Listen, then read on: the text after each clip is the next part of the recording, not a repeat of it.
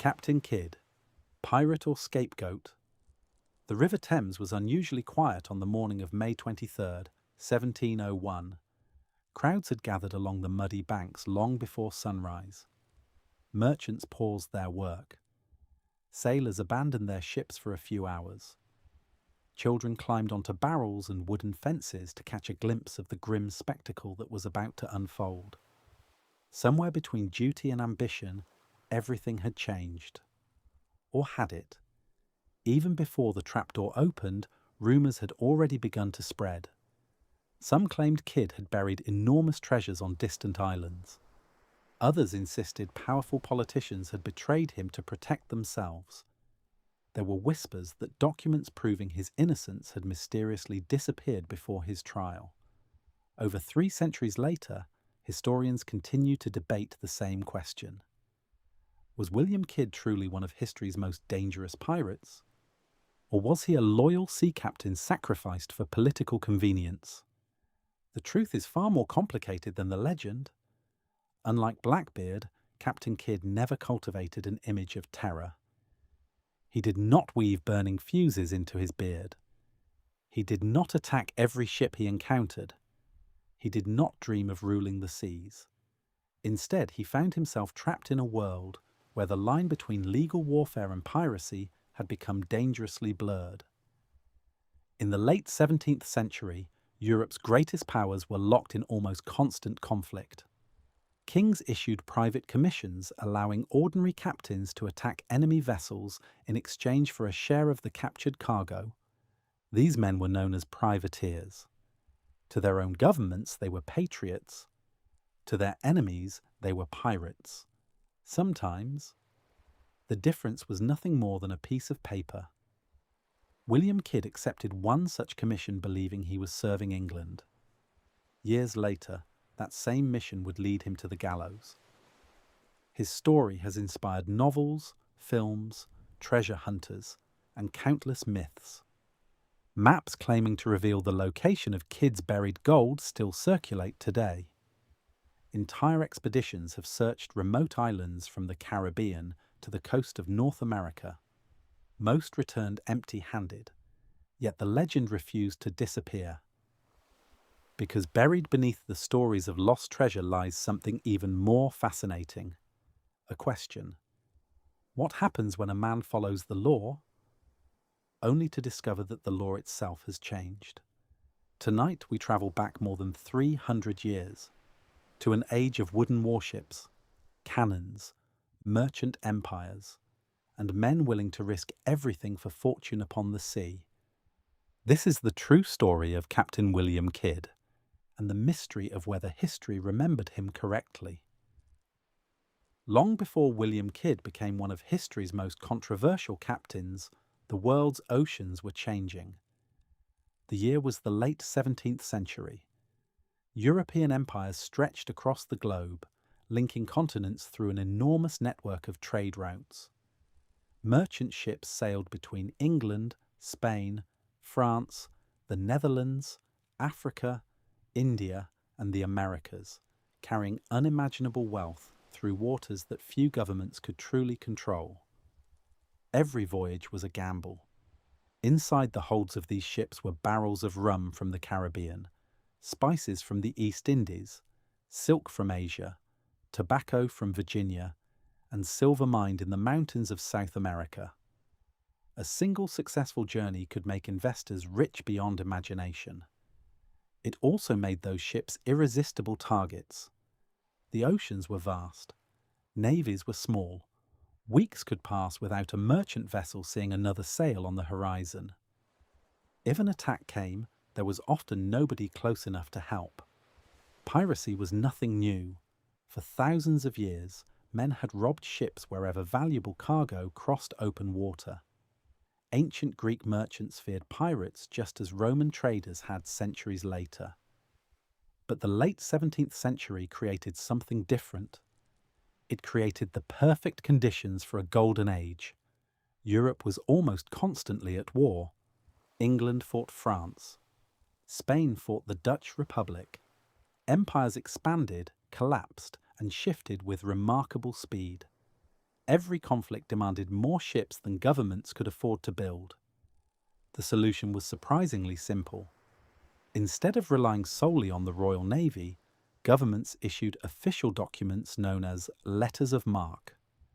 These papers transformed ordinary merchant captains into licensed hunters. Their mission was to capture enemy vessels, seize cargo, and weaken rival nations. A captain carrying a valid commission was known as a privateer. To England, he was a patriot. To France or Spain, he looked exactly like a pirate. The distinction often depended on which flag flew above the nearest fort. Privateering became enormously profitable. Investors funded expeditions in exchange for a share of captured prizes. Wealthy merchants purchased heavily armed ships designed specifically for hunting enemy commerce. Captains who succeeded could earn fortunes in only a few voyages. William Kidd would eventually become one of them. But privateering carried enormous risks. The laws governing the sea were complicated and often changed without warning. A peace treaty signed thousands of miles away could instantly make yesterday's legal target today's protected merchant vessel. Captains operating on distant oceans rarely learned of political changes until months later. One mistake, one misunderstood commission, one captured ship belonging to the wrong nation could transform a respected privateer into an accused pirate. Life aboard these ships was harsh. Crews slept in cramped wooden quarters beneath the deck, surrounded by barrels of food, drinking water, spare sails, and gunpowder. Fresh food disappeared quickly after leaving port. Salted beef, dried peas, hard biscuits, and weak beer became the daily diet for months at sea. Disease spread easily.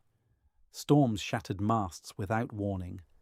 Cannons could tear apart an entire deck in seconds. Despite the danger, thousands of sailors chose the profession willingly. For many, the sea offered opportunities impossible to find ashore. A successful voyage might provide enough money to buy land, open a business, or retire comfortably while still a relatively young man. Failure, however, often meant poverty or death. During this period, the Indian Ocean became one of the most valuable regions on Earth.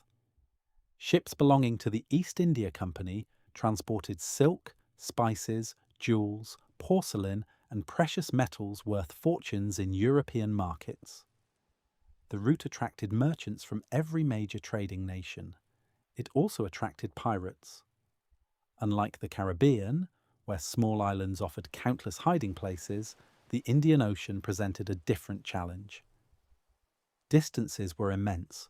Rescue was almost impossible.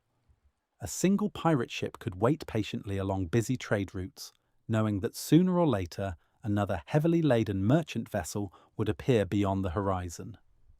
Governments struggled to stop them. The Royal Navy simply could not patrol every sea lane connecting Europe with Asia.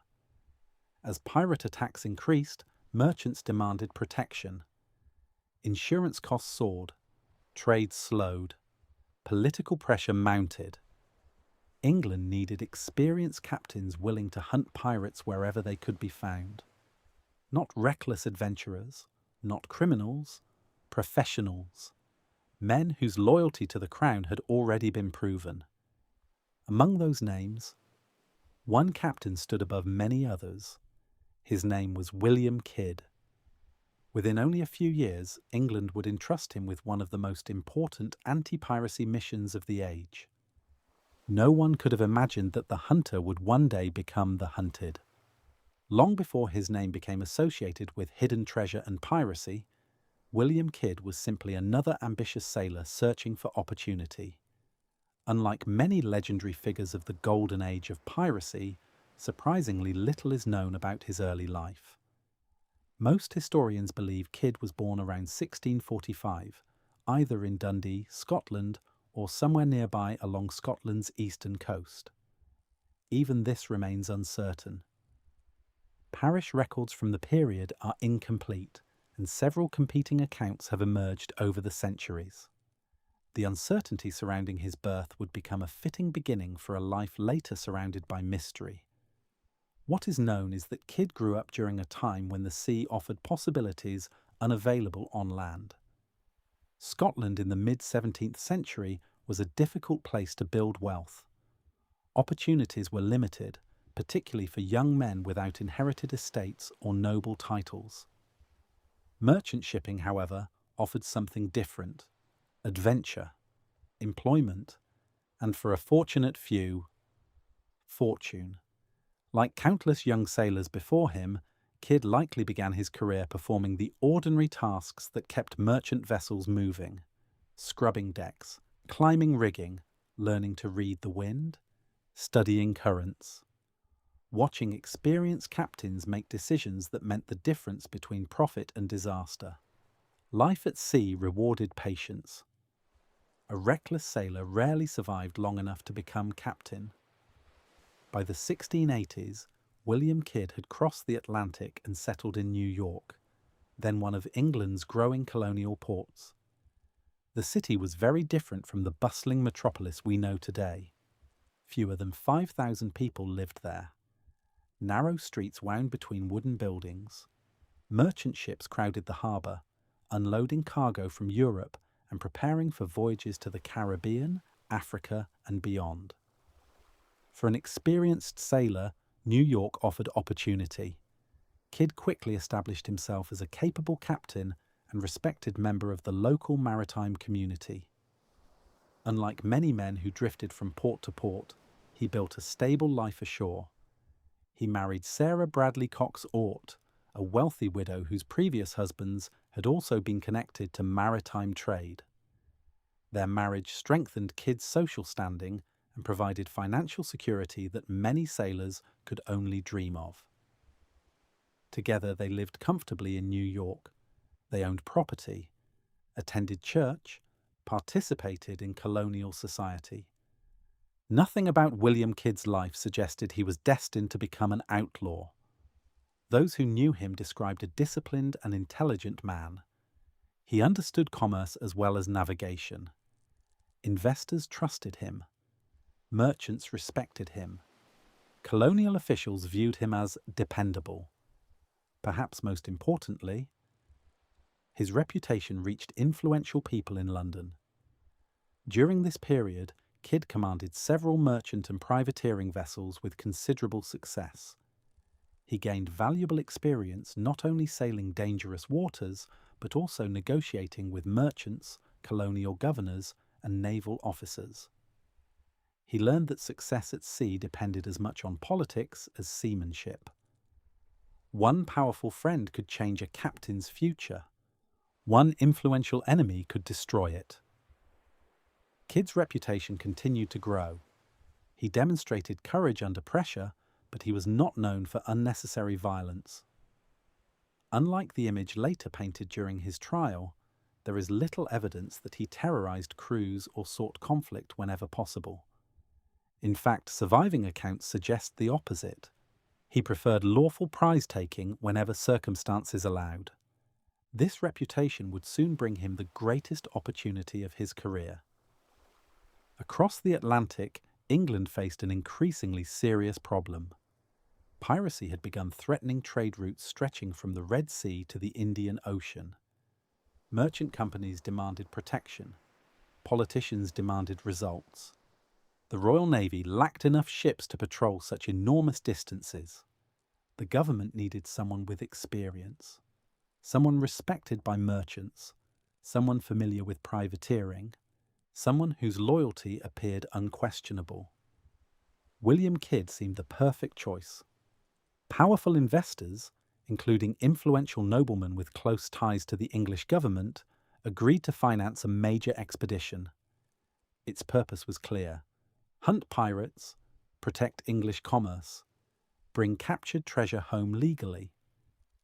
For William Kidd, it was the opportunity he had spent decades preparing for: a larger ship, greater authority, the support of the crown itself. If successful, he would return not merely as a respected captain, but as a wealthy national hero.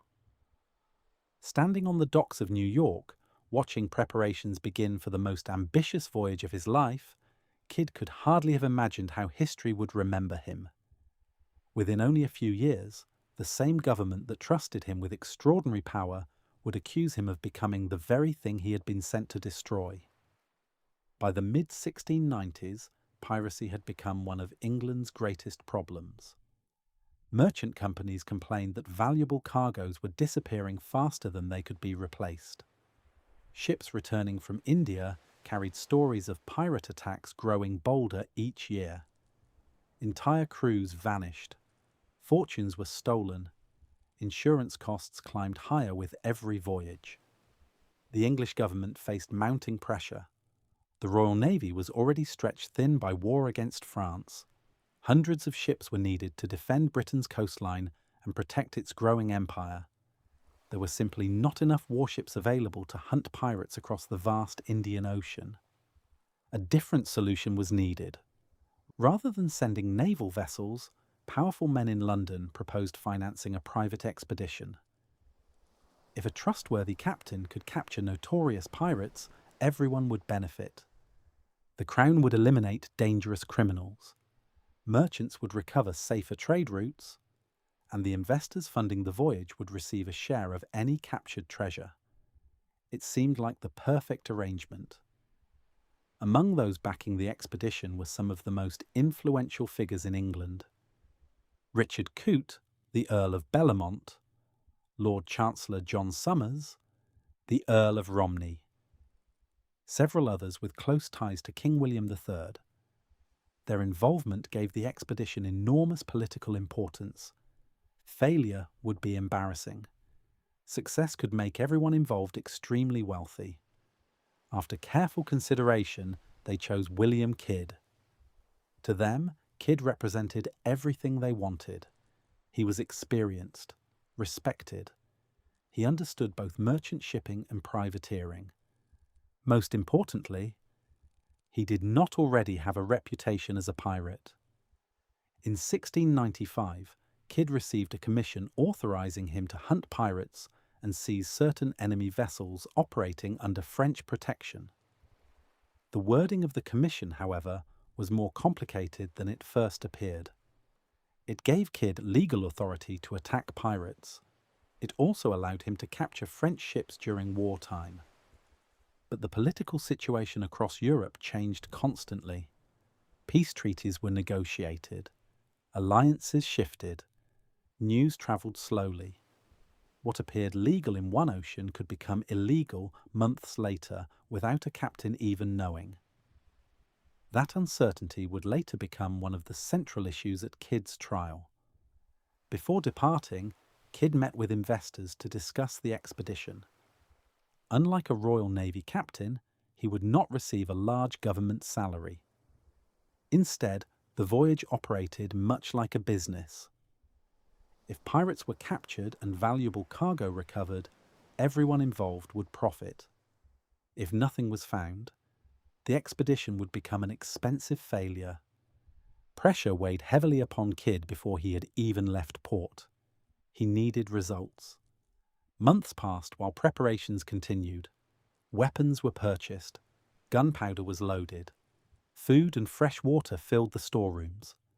Carpenters strengthened parts of the vessel for the long journey ahead. Crew members signed contracts, hoping the voyage would bring riches beyond anything they had previously imagined. Few realized they were preparing for one of history's most controversial expeditions. As word spread throughout New York that William Kidd had accepted command of an anti-piracy mission, many celebrated the decision. Here was a respected captain chosen by the Crown itself. A man trusted with protecting England's growing empire. A man expected to return home a hero. No one standing on the docks could have predicted that, within only a few years, those same officials would publicly condemn him. History often remembers famous moments. Rarely does it remember the optimism that came before them. When William Kidd prepared to sail, there was no hint of scandal, no whispers of betrayal, no accusations of piracy. Only hope.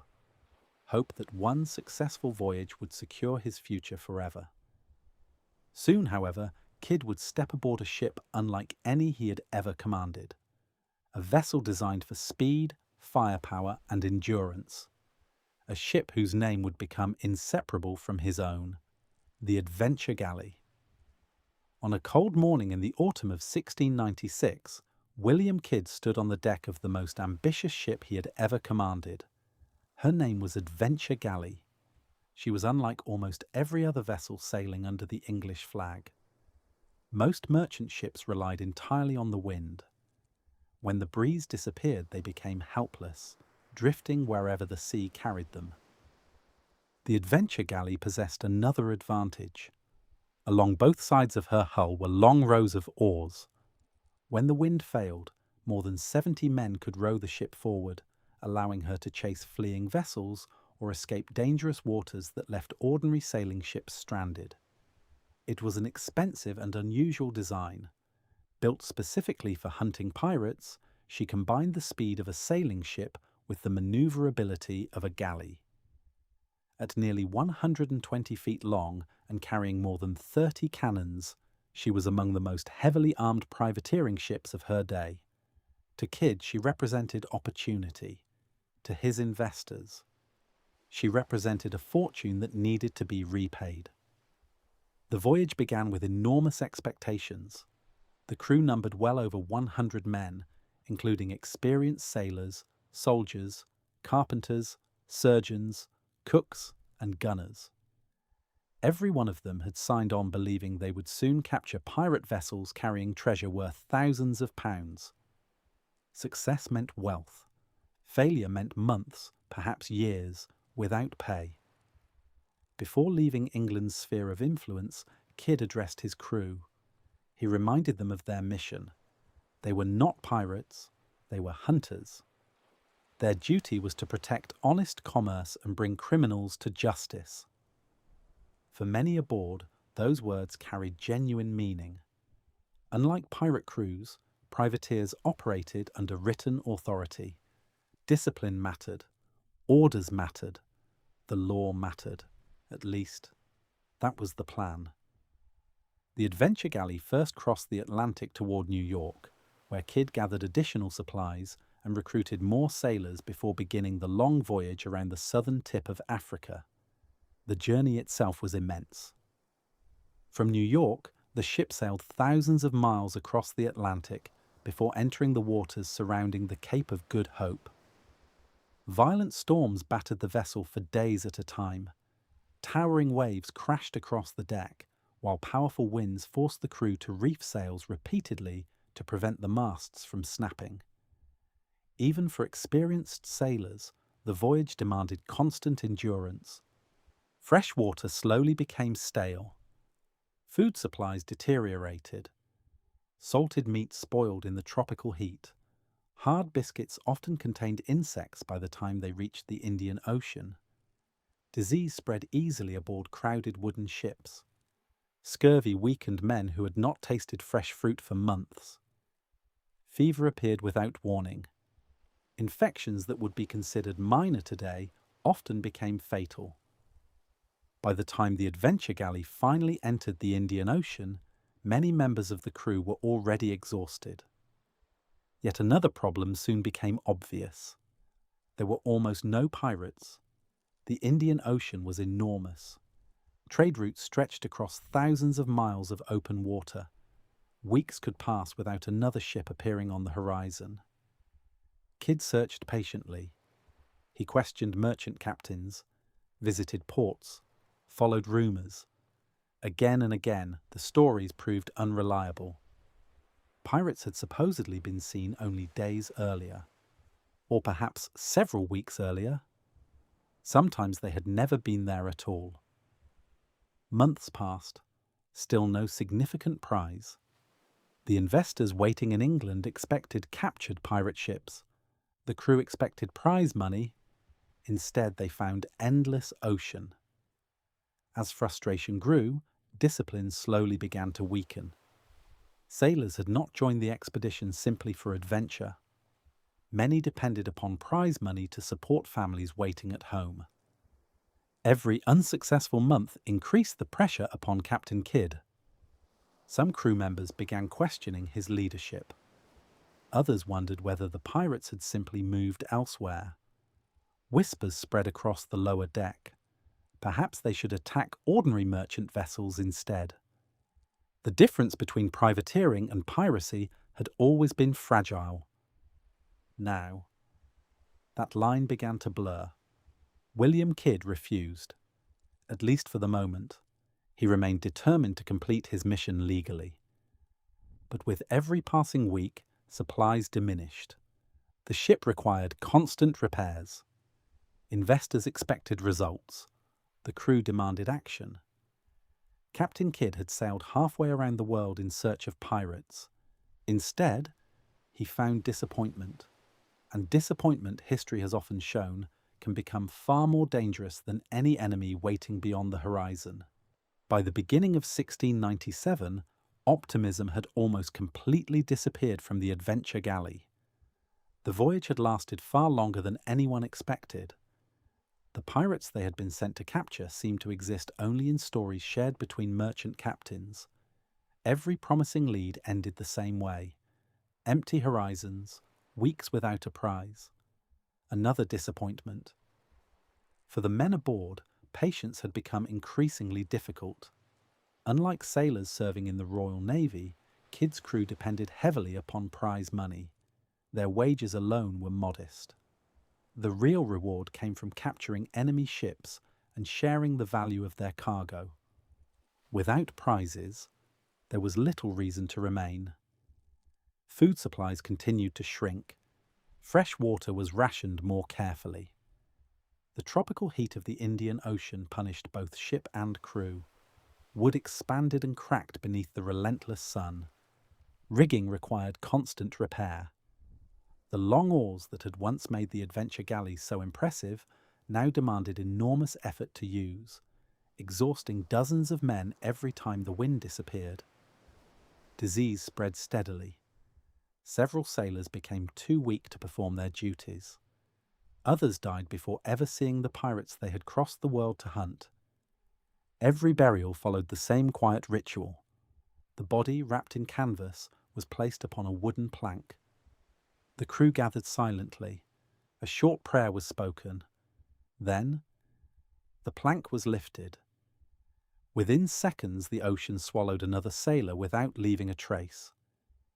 Life continued almost immediately afterward. There was no time for lengthy mourning at sea. The living still depended upon one another.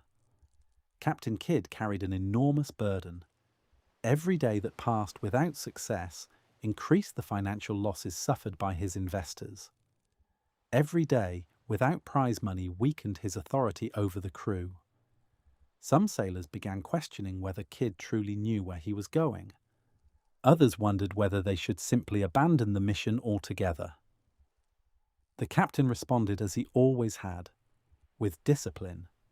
He ordered regular inspections, maintained strict watches, continued searching every major shipping route where pirates had reportedly been active. Still, nothing. The Indian Ocean seemed almost endless. Months blended together. Sunrise, sails, repairs, sunset. Another day without success. The greatest danger aboard the adventure galley was no longer pirates. It was frustration. One afternoon, tensions finally erupted. A gunner named William Moore, one of the ship's senior officers, openly challenged Captain Kidd during a heated argument. Historical accounts differ regarding the exact words exchanged. Some suggest Moore urged Kidd to attack a Dutch merchant vessel that could have provided valuable cargo. Others believed Moore accused the captain of wasting everyone's lives chasing impossible orders. Whatever was said, the argument quickly became personal. Moore reportedly questioned Kidd's courage. To challenge a captain publicly aboard a 17th century ship was an extraordinary act of defiance. Discipline formed the foundation of survival at sea.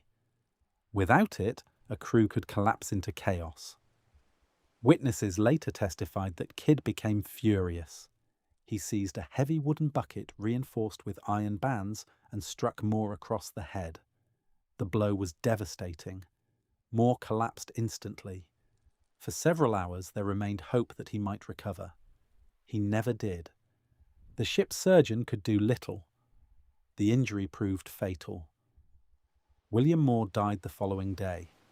The incident would haunt William Kidd for the rest of his life. Although fatal accidents and violent punishments were not uncommon aboard 17th century ships, the death of Moore would later become one of the central charges used against Kidd during his trial in London. His enemies would describe it as murder. His supporters argued that Moore had openly defied lawful authority during an active expedition. Whatever the truth, the damage had already been done. Word spread quickly through the crew. Some remained loyal to their captain. Others quietly began losing confidence. The atmosphere aboard the adventure galley changed forever. Captain Kidd had left England as a respected privateer, entrusted with enforcing the law. Now, one of his own officers lay buried beneath the Indian Ocean, and the expedition had still captured nothing. Unknown to everyone aboard, fate was about to place a single ship directly in their path. A ship carrying an extraordinary cargo. A ship whose capture would determine William Kidd's future. Her name was the Quedar Merchant. On January 30th, 1698, after more than a year of frustration, William Kidd finally spotted a vessel that appeared worthy of pursuit. The ship sailed steadily across the Indian Ocean under favourable winds, her sails full, her hull riding low beneath the weight of valuable cargo. From a distance, she looked like countless other merchant ships crossing between India and the Middle East. But appearances at sea could be deceiving. The vessel was called the Quedar Merchant. She had been built in India and was owned by wealthy Armenian merchants, respected traders whose commercial network stretched from Persia to Europe. Her cargo represented an enormous fortune. Silks, fine cotton, sugar, spices, gold, silver, exotic goods gathered from some of the richest markets in Asia. The value of everything aboard would eventually be estimated at tens of thousands of pounds. A fortune by the standards of the 17th century. Captain Kidd immediately faced the most important decision of his life. Was the ship a legal prize, or was she protected? His commission allowed him to seize vessels belonging to England's enemies, particularly those sailing under French protection. Reports suggested that the Quedar Merchant carried French passes, official documents that, under the complicated laws of the time, could make the ship a lawful target. Kidd believed those papers gave him the authority to attack. Historians continue to debate whether he was correct. As the adventure galley closed the distance, the crew prepared for battle. Cannons were loaded, muskets distributed. The smell of gunpowder drifted across the deck. Yet when the two ships finally met, the battle everyone expected never truly happened. The Quedar Merchant offered little resistance. Her captain understood the danger. Against a heavily armed privateering vessel carrying more than 30 guns, the chances of escape were slim. Rather than risk the lives of his crew, he surrendered. Within a short time, William Kidd stepped aboard the merchant ship. He carefully examined her documents. Among them were French passes that, in Kidd's mind, confirmed he had acted within the law. Satisfied, he declared the vessel a lawful prize. His exhausted crew celebrated. After months of hunger, disease, and disappointment, they had finally captured a ship worthy of the expedition. For the first time since leaving England, hope returned. The cargo alone promised wealth beyond anything most of the sailors had imagined. Prize money would finally be paid. Debts could be settled. Families waiting at home would receive long-awaited support. Even Kidd himself believed the voyage had been saved. He had obeyed his commission. He had captured a valuable vessel. Soon he would return to England with proof that the expedition had succeeded. What he could not know was that events in Europe had already begun moving against him. While Kidd searched the Indian Ocean, politics in London had changed. Peace negotiations altered alliances. Powerful men who had once supported the expedition became increasingly nervous about their own reputations. Rumours reached England long before Kidd did. Some claimed he had become a pirate. Others accused him of attacking neutral merchants instead of criminals. Each retelling grew more dramatic than the last. By the time news of the Quedar merchant reached London, many politicians had already decided they wanted nothing more to do with William Kidd. The French passes that Kidd believed protected him legally would later disappear from public view during his trial. Without them, his actions looked entirely different. Instead of capturing an enemy vessel, he appeared to have robbed an innocent merchant ship. History often turns on remarkably small details: a missing document, a delayed message, a misunderstood order. For William Kidd, the capture of the Quedagh merchant marked both the greatest success of his career and the beginning of his downfall. The crew celebrated deep into the night. Laughter echoed across the decks. For the first time in many months, the future seemed bright. None of them realized they had already crossed a line from which there would be no return. Far away, across the Atlantic Ocean, the hunter's name had already begun appearing on lists reserved for pirates. By the time William Kidd began his journey home, the world had changed without him. Months at sea meant living in isolation. News travelled only as fast as ships themselves, and oceans separated continents by weeks or even months. While Kidd believed he was returning as a successful privateer, political winds in London had shifted dramatically. The men who had once celebrated his expedition had become strangely quiet. Reports reaching England painted an alarming picture. Merchant captains claimed Kidd had attacked innocent vessels. Rumours described him as another pirate captain operating in the Indian Ocean. Some stories were exaggerated, others were completely false.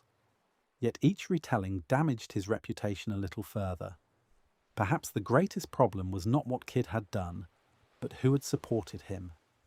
Several of England's most powerful politicians had personally invested in his expedition. If Kidd were declared a pirate, their own judgment would come under scrutiny. Opponents in Parliament quickly recognised an opportunity.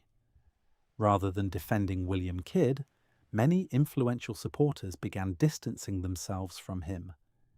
The man who had once represented a promising investment was rapidly becoming a political liability. Unaware of these developments, Kidd continued toward the Caribbean. The adventure galley, however, had deteriorated badly. Years in tropical waters had weakened her timbers. Marine worms had burrowed into the hull. Repairs became increasingly difficult. Eventually, Kidd transferred much of the valuable cargo from the Quedar merchant onto another vessel before abandoning the adventure galley, whose once proud hull slowly decayed where she had anchored. The decision made practical sense, but to critics waiting in England, it appeared suspicious. Every action now seemed capable of being interpreted in the worst possible light. In 1699, Kidd reached the American colonies. Instead of finding friends eager to congratulate him, he found warnings. His name was already being spoken with caution. Governor Richard Coote, the Earl of Bellamont, and one of the very men who had helped finance the expedition, requested a meeting. Kidd believed he could explain everything. He still possessed documents he believed proved the legality of his actions. He trusted the law. He trusted the men who had commissioned him. He believed that once the facts were presented, his reputation would be restored. He was wrong. Upon arriving in Boston, William Kidd was arrested. There was no dramatic chase, no desperate escape, no final naval battle. The captain surrendered peacefully, convinced the misunderstanding would soon be resolved. Instead, he spent more than a year imprisoned while arrangements were made to transport him across the Atlantic. The voyage back to England must have felt very different from every journey that came before it. This time William Kidd was not standing proudly upon the quarterdeck. He crossed the ocean in chains. When he finally arrived in London, enormous crowds followed every development. Newspapers eagerly reported the story. To many ordinary people, Kidd had become the very image of a pirate. The government seemed equally eager to prove it. His trial began in May 1701 at the Old Bailey. The courtroom filled quickly. Curious spectators squeezed together, hoping to witness the downfall of one of the Empire's most notorious men. The charges were severe: piracy, murder. The murder charge related to William Moore, the gunner who had died after their argument aboard the Adventure galley.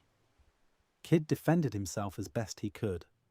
He insisted that the Quedar merchant had been captured legally. He reminded the court that he possessed a royal commission. He argued that Moore had openly disobeyed orders during an active expedition. Most importantly, he repeatedly requested access to the French passes taken from the Quedar merchant. Those documents, he believed, would prove the ship had been a lawful prize. They were never produced during the trial. Whether they had been misplaced, deliberately withheld, or simply ignored remains one of the enduring mysteries surrounding the case. Without them, Kidd's defense became far weaker. The verdict was swift: guilty. On May 23, 1701, William Kidd was led to execution dock beside the River Thames. Hundreds gathered to watch. Executions of pirates were intended to send a message. The Crown wished to demonstrate that those who threatened English trade would meet a public and humiliating end. As Kidd stood beneath the gallows, he reportedly maintained that he had been wrongfully condemned. Moments later, the rope tightened. In a grim twist of fate, the execution did not go smoothly. The rope is said to have broken during the first attempt. To many watching, this seemed like an extraordinary omen. Officials disagreed. A second rope was prepared. This time the execution was completed. Even after death, Kidd's punishment continued. His body was coated in tar to slow decomposition and suspended in an iron cage along the banks of the Thames. For years, passing sailors saw his remains hanging above the river.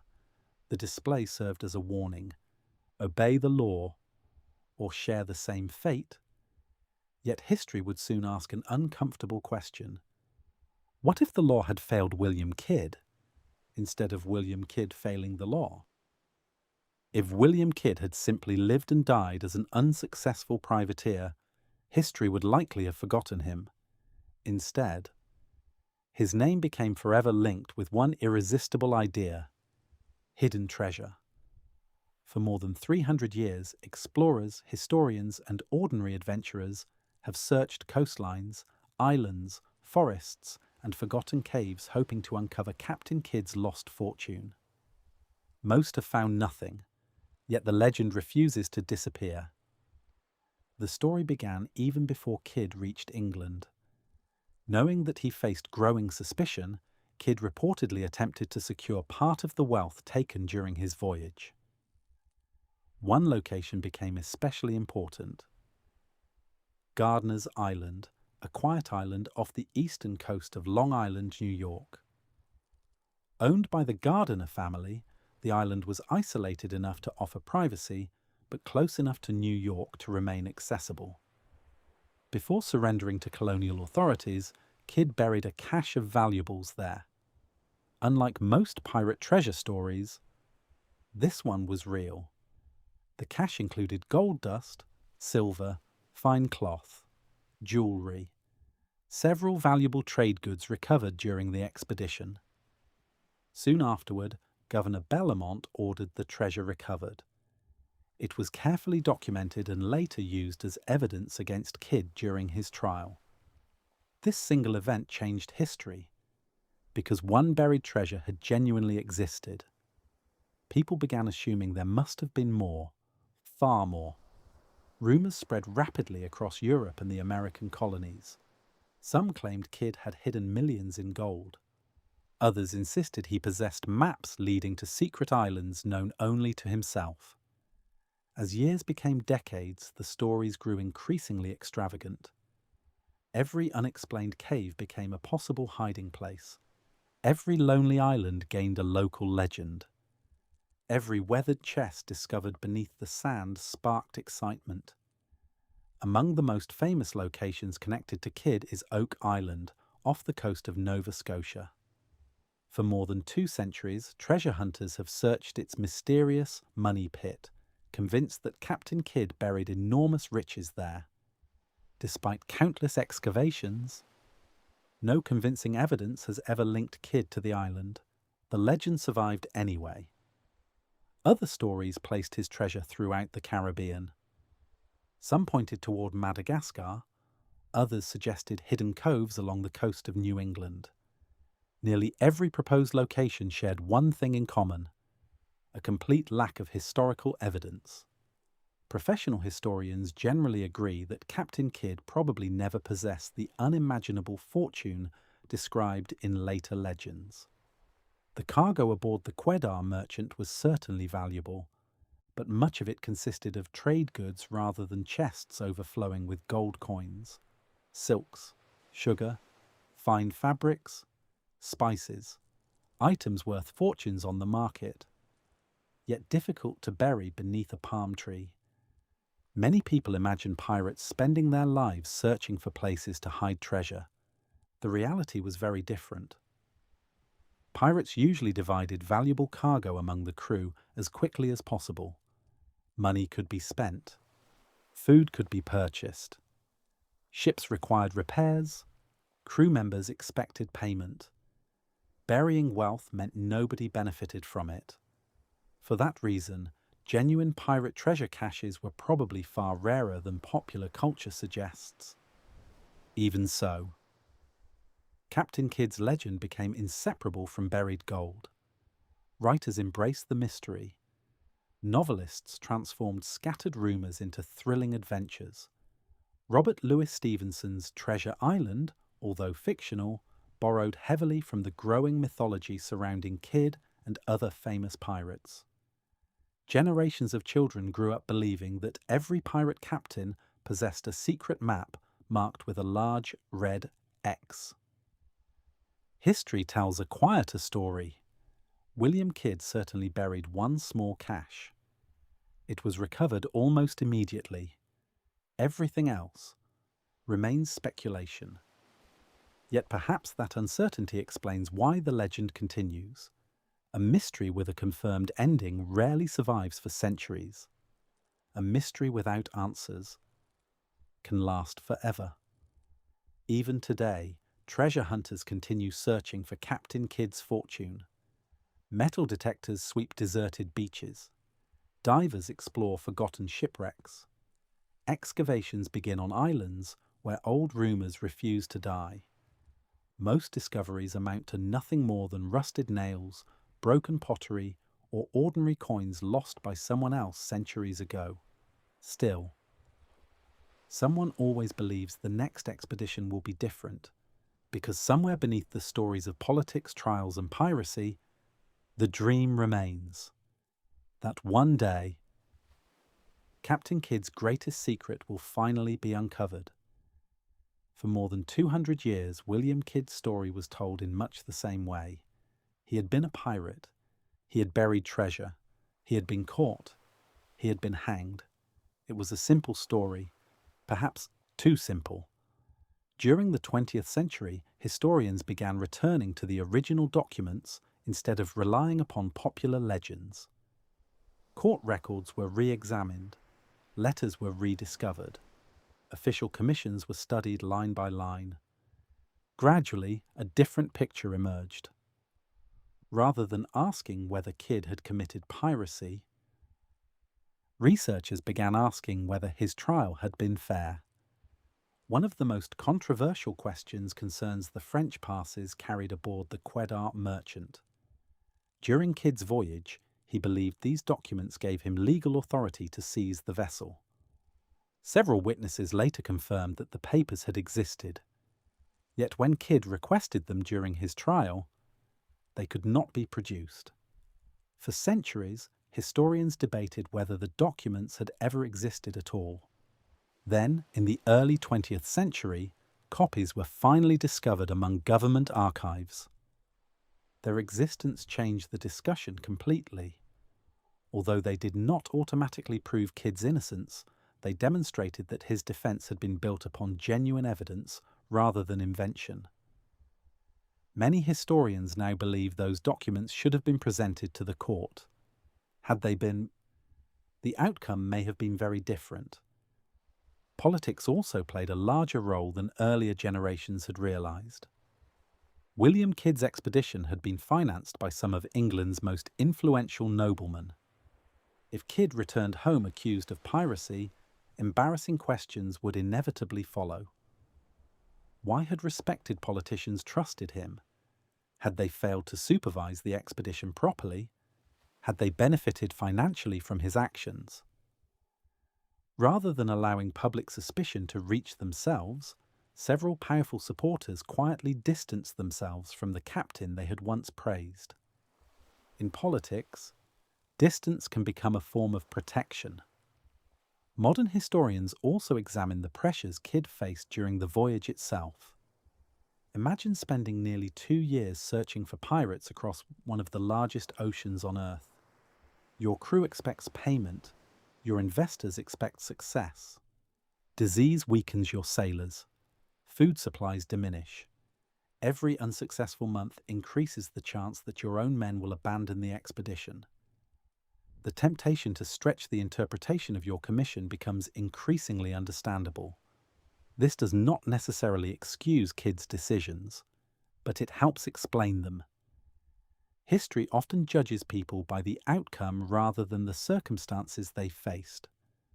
Another important question concerns violence. Popular culture portrays Kidd as a ruthless pirate captain, yet surviving records suggest remarkably few acts of brutality compared with many genuine pirates of his era. Blackbeard cultivated terror deliberately.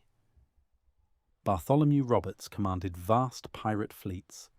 Henry Every disappeared with one of the richest prizes in pirate history. William Kidd's record looks surprisingly restrained beside theirs. His greatest act of violence remained the death of William Moore. Whether that fatal blow constituted murder, manslaughter, or an accident born from discipline remains debated even today. What historians increasingly agree upon is this: William Kidd was not the bloodthirsty monster later generations imagined. He occupied an uncomfortable space between lawful privateering and outright piracy, a place where politics, commerce, and maritime law collided.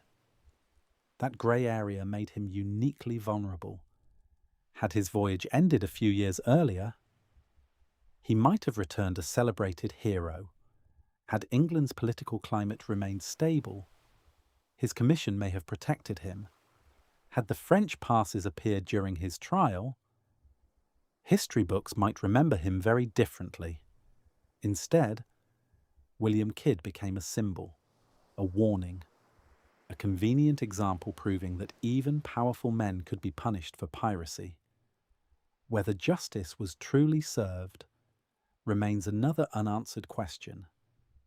Today, most historians avoid describing Kidd simply as either hero or villain. Reality, they argue, was considerably more complicated. He was a capable captain, an ambitious man, a privateer operating under confusing laws, a husband, a father, a prisoner, and ultimately, one of history's most misunderstood sailors. More than 3 centuries have passed since William Kidd stood beneath the gallows at Execution Dock. His ship has long since disappeared. His crew has been forgotten. The political scandals surrounding his trial have faded into history, yet one thing survived: his name. Today, few people remember the details of Kidd's voyage across the Indian Ocean. Even fewer could explain the complicated legal difference between a privateer and a pirate. But almost everyone has heard of Captain Kidd. How did that happen? The answer lies not in history, but in storytelling. Almost immediately after Kidd's execution, publishers realized the public could not get enough of pirate tales. Cheap pamphlets describing his adventures appeared across England. Some remained reasonably accurate.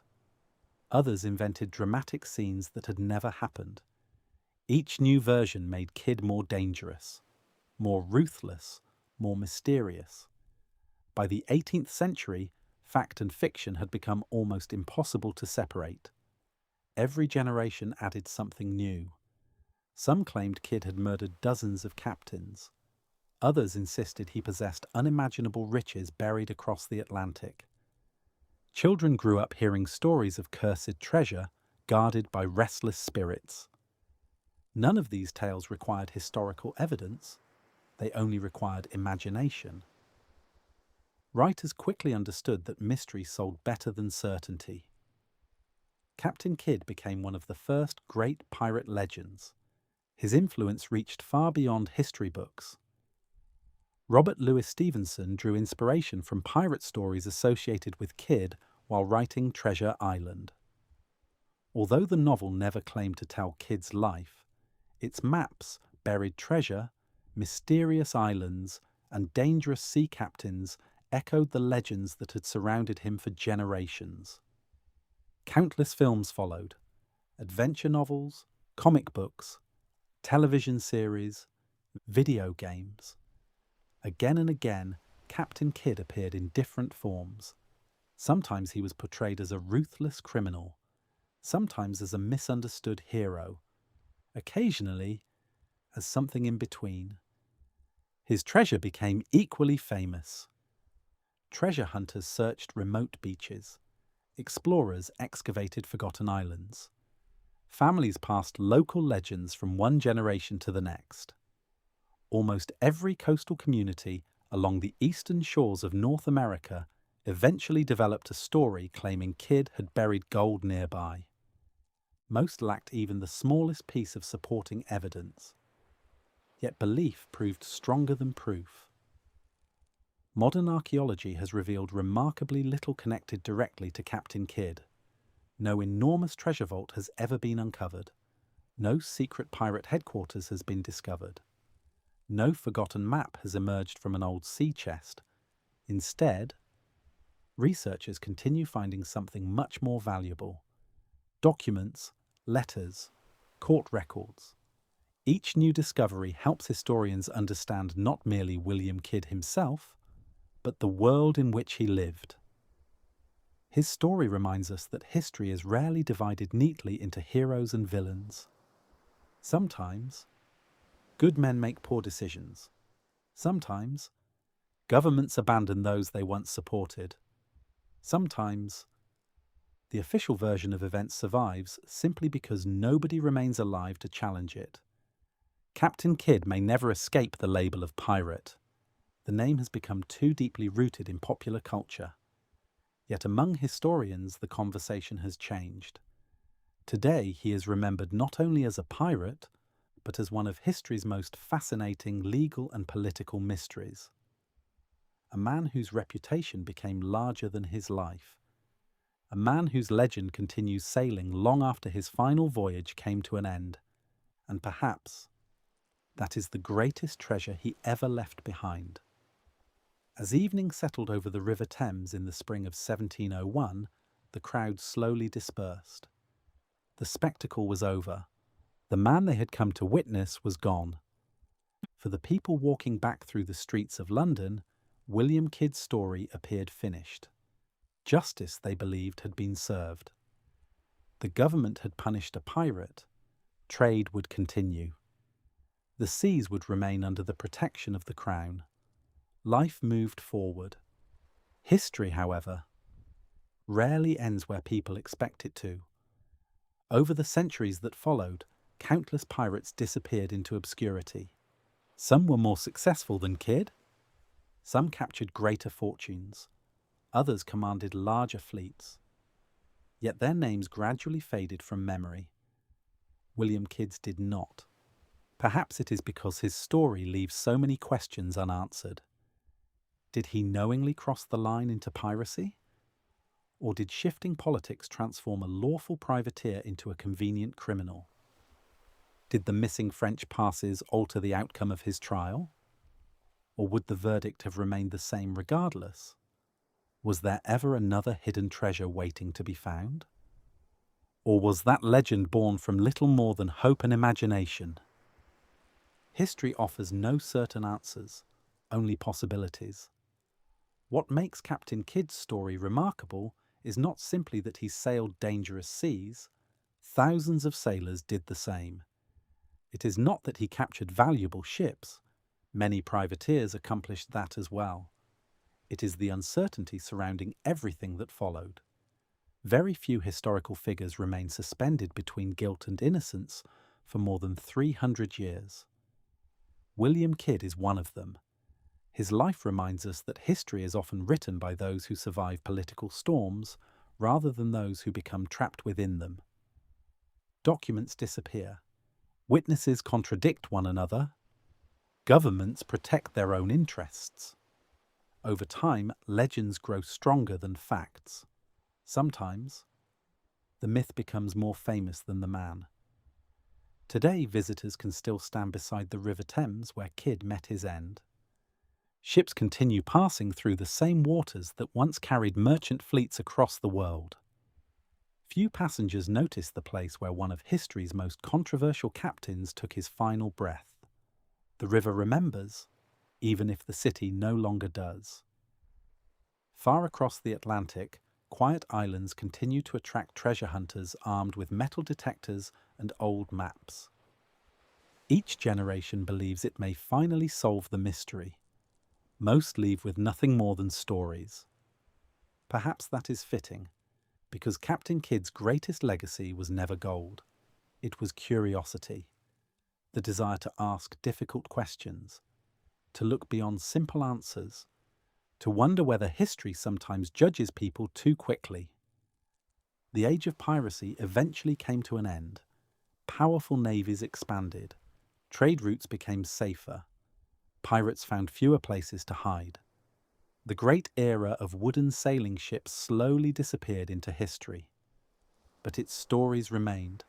Stories of distant oceans, of impossible voyages, of fortunes won and lost beneath endless skies. And among all those tales, few continue to spark as much debate as the life of William Kidd. Whether remembered as a pirate, a privateer, or a man caught somewhere between the two, his story has endured because it reflects something timeless. The world is rarely divided into clear lines of right and wrong. More often, it exists in uncertain waters.